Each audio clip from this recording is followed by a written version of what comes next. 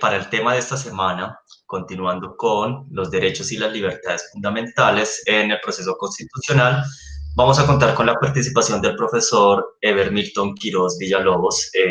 Profesor Eber Milton es constitucionalista, tiene doble magíster o triple magíster, si no estoy mal, y es candidato a doctor. Y es profesor de la Universidad Peruana de Ciencias Aplicadas. El día de hoy lo tenemos como invitado a nuestra clase para seguir con el tema de las libertades y los derechos fundamentales y en general de los derechos como un concepto general y aplicados en la Constitución peruana. Vamos a ver también cuál es la experiencia peruana respecto de los derechos fundamentales. Saludamos al profesor Eber. ¿Cómo estás, Eber? Hola César, gracias por la invitación. Muy amable y espero que lo que podamos comentar en los siguientes minutos sea de utilidad para todos tus alumnos y alumnas. Bueno, ¿te parece si empezamos? Claro que sí, podemos empezar cuando Perfecto. quieras. Bueno, creo que hay que primero diferenciar dos conceptos que se suelen utilizar de manera indistinta, pero que, digamos, doctrinalmente, pues sí tienen una diferencia, ¿no? Para efectos prácticos, muchas veces, digamos, pues no suele resaltar esta diferencia, pero sí existe, ¿no? Aunque autores como, por ejemplo, Pietro Sánchez reconocen que esta diferencia poco a poco se va dejando de lado. ¿Cuál es esta diferencia? La que existe entre derechos fundamentales y derechos humanos. ¿Qué es cada uno de ellos? Bueno, tradicionalmente se entiende que los derechos humanos son aquellos de un contenido más filosófico, aquellos que se entiende que tenemos por el solo hecho de ser personas, ¿no? Digamos que obedecen más a una lógica just naturalista. Mientras que los derechos fundamentales se entiende son aquellos derechos humanos que han sido positivizados, recogidos en un ordenamiento jurídico, sea una constitución o incluso sea un tratado internacional. Entonces, esa diferencia doctrinal que es muy difundida, muy aceptada, pero que poco a poco está siendo superada, ¿no? Por ejemplo, existen ordenamientos jurídicos en los cuales se utiliza ya únicamente el término derechos humanos. Pero, como le digo, la diferencia existe, es simplemente para tomarlo en cuenta.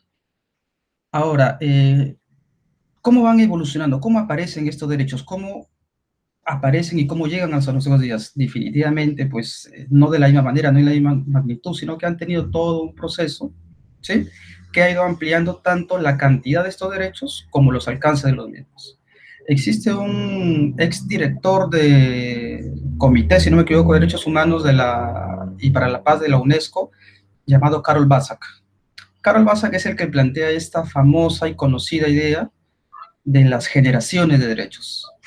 Seguramente en algún momento habremos escuchado, posiblemente desde el colegio incluso nos han enseñado acerca de las 3 generaciones de derechos.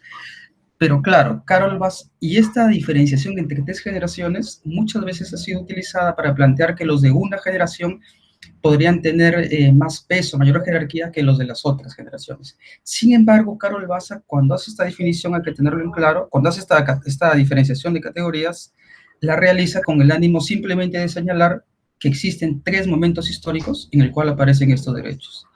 Así, los de primera generación, pues señala Karol Basak, son aquellos que aparecen en las revoluciones liberales. Por ejemplo, los llamados derechos civiles y políticos de carácter individual, ¿no? La vida, la libertad.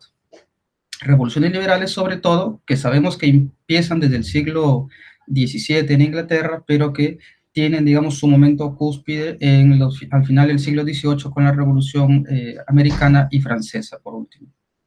Mientras que los derechos de segunda generación, a los que hace alusión Karol Basak, son aquellos derechos que aparecen una vez que llega la Revolución Industrial a mediados del siglo XIX, y aparecen estos movimientos sociales, ¿no? Los movimientos obreros, la inspiración del marxismo, y van generando exigencias ya de carácter social, ¿no? Es decir, el Estado ya no simplemente se contenta con no lesionar mi derecho a la vida, mi derecho a la libertad, que son los de primera generación, sino que ahora como sociedad le exijo al Estado que haga cosas.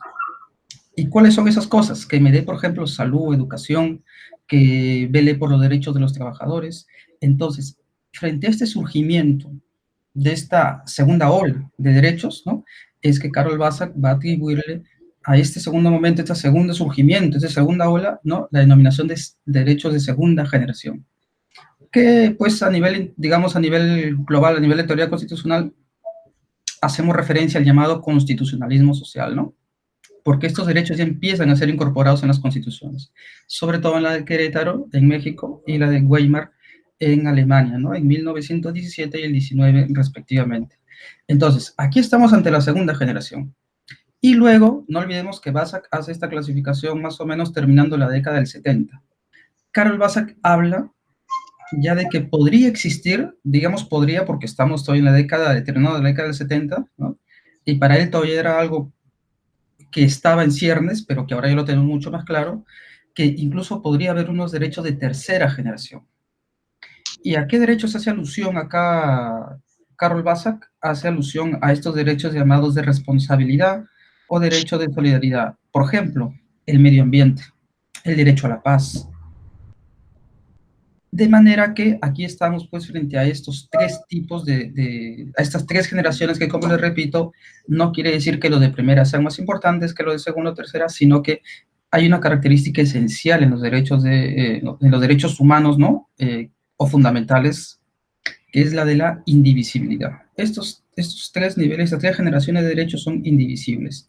Muestra de ello, digamos, un caso bastante evidente, justamente es el derecho a la vida, por ejemplo, ¿no? Derecho a la vida, primera generación. Podemos entender el derecho a la vida, primera generación, obviando un derecho de segunda generación como el derecho a la salud. Pues definitivamente no, son derechos que están íntimamente vinculados. Es decir, el Estado puede garantizar, puede no lesionar tu derecho a la vida, pero con eso es suficiente, no. Necesitamos un derecho también de acceso a la salud, servicios de salud, pero con eso es suficiente, pues no. ¿Qué pasa si tengo la vida, tengo derecho a la vida, tengo acceso a salud, pero voy a un río que queda en mi localidad, en mi pueblo, pues me voy a lavar las manos en ese río y mis manos salen, no sé, me sale un dedo más, ¿no? No sé, mi mano sale radiactiva, sale brillando. Entonces, definitivamente, ahí nos encontramos ante que es necesario que el Estado también proteja justamente el medio ambiente, ¿no? Que el Estado proteja eso. ¿Por qué? Tenemos derechos de primera, segunda y tercera generación, en este ejemplo que les he dado, pues vinculados, interdependientes. No podemos pensar que los de una generación son más importantes que otros, aunque usualmente se ha usado este argumento para dejar de lado la atención referida a los derechos sociales, ¿no? Siempre se ha dicho, mira, los derechos sociales como salud, educación, todos estos derechos requieren que el Estado asuma un gasto, que el Estado tenga políticas, que el Estado tenga esa obligación positiva, que el Estado haga. Por lo tanto, pues serán simplemente derechos que tendrán que ir realizándose de a pocos, en la mayor medida posible. Mientras que los que sí resultan verdaderamente exigibles, dicen, ¿no? Son los de primera generación. Que el Estado respete mi vida, que el Estado respete mi libertad. Pero como les repito, pues esto es algo que se va dejando de lado. Es más, hay un texto muy interesante de Curtis, que es, por ahí circula en internet, que habla sobre este tema y pues justamente recurre a esta lógica, ¿no? La interdependencia, la realización de un derecho de primera generación no podría entenderse o no podría ser posible si es que no se entiende al mismo tiempo lo de esa segunda generación. Bien, chicos, chicas, César. Yo aquí quisiera hacer una intervención, estimado Ever. Por supuesto, por supuesto. La pregunta que también va a seguir como introducción, y es, bueno, es un aporte y una pregunta.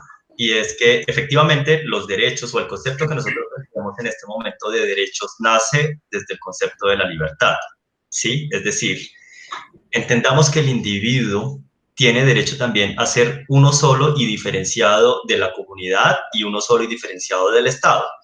En virtud de esos derechos y de ese límite que se impone al Estado, se le dice, usted es una persona libre. Y como persona libre es una persona individual. Es decir, es un ser humano y es un sujeto autónomo e independiente. ¿Sí? Y en virtud de este reconocimiento es que se empiezan a otorgar ciertos derechos que en un principio fueron muy básicos, como el derecho a la propiedad, reconocido en la Carta Magna, el derecho al juez natural y a no ser apresado sin una decisión judicial a través del Habeas Corpus Act. Y finalmente todos los derechos reconocidos a la libertad de traslación, la libertad de opinión, la libertad de prensa, que siempre ha sido tan importante. Y pareciera ser que este concepto de libertad fue lo que dio inicio a que se consagraran los derechos fundamentales, ¿sí? Porque pareciera ser que los derechos fundamentales son propios de ese concepto de libertad y de ese concepto de individualidad. Sin embargo, también por las necesidades y los avances en nuestras sociedades, el derecho fundamental ha empezado a abarcar otras esferas también del individuo.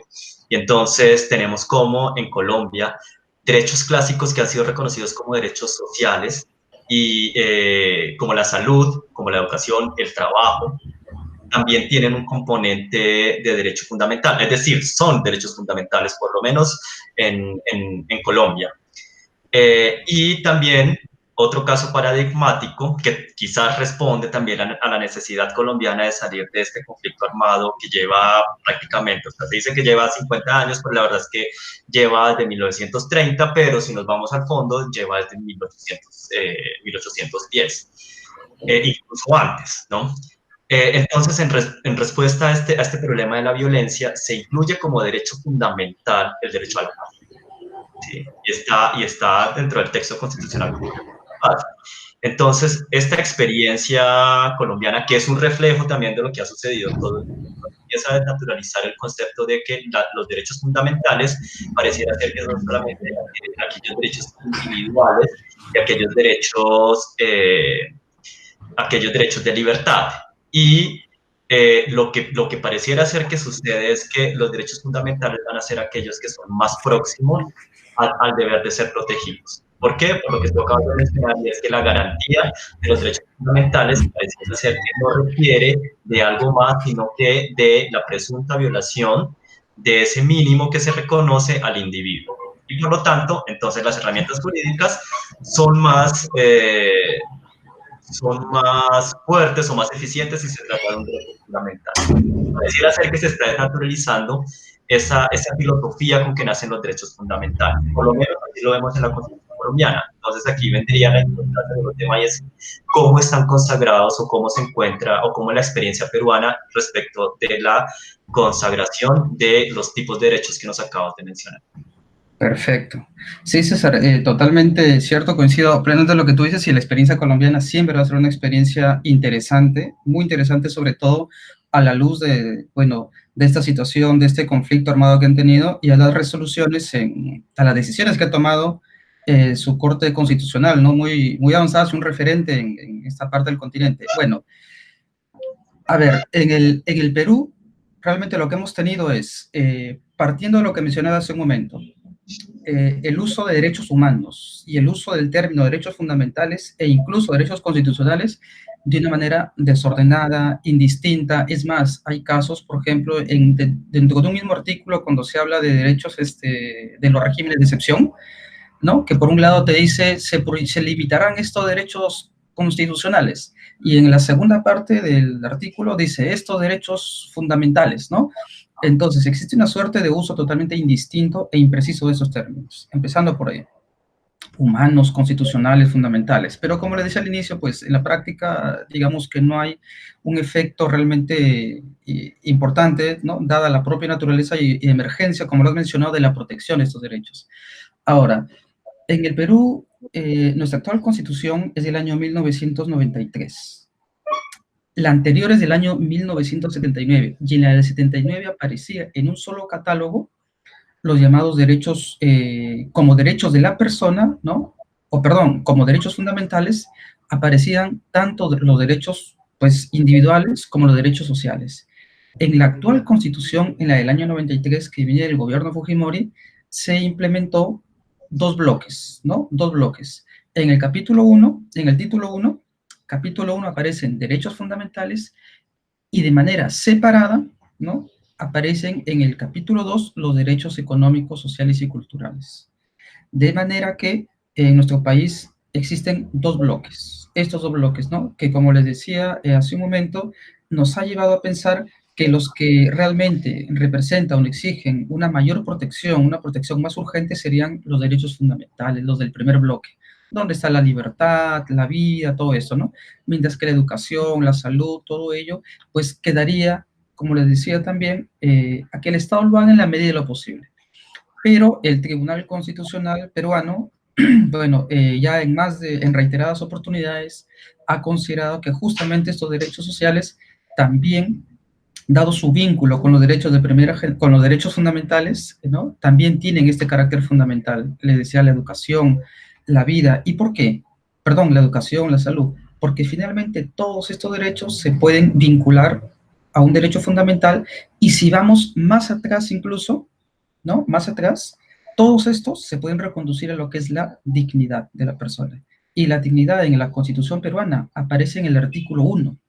Antes del catálogo de derechos incluso aparece que la dignidad es el fin supremo, ¿no?, del Estado y la sociedad, la dignidad humana. La protección de la dignidad humana es el fin supremo del Estado y la sociedad. Entonces, desde esa perspectiva, pues, ahora nosotros tenemos estos dos derechos en la Constitución de manera separada, pero que ya el Tribunal Constitucional, y doctrinalmente además, doctrinariamente, pues se ve que son derechos interdependientes y que merecen pues igual protección. Y para ello contamos con recursos constitucionales apropiados, ¿no? El habeas corpus, que es para proteger la libertad personal, el proceso de amparo, que es para proteger todos aquellos derechos que no están protegidos ni por el habeas corpus ni por el habeas data. Ok, Sí, César. perfecto. Bueno, estimado Ever, pues, muchísimas gracias. No sé si quieras aportar algo finalmente. Y si no, pues muchísimas gracias por el tiempo. Muchísimas gracias por la exposición. Gracias a ti, César, gracias a tus alumnos por estar escuchándonos en esto, o escuchándome, ¿no?, en estos minutos, y bueno, invitarlos a que se siga reflexionando, se siga pensando sobre estos conceptos tan básicos, pero tan necesarios para algo que es la piedra angular de cualquier Estado moderno, ¿no?, que son los derechos humanos o fundamentales. Perfecto. Gracias. Muchísimas gracias, Ever. Que tengas un feliz día. Igual, César.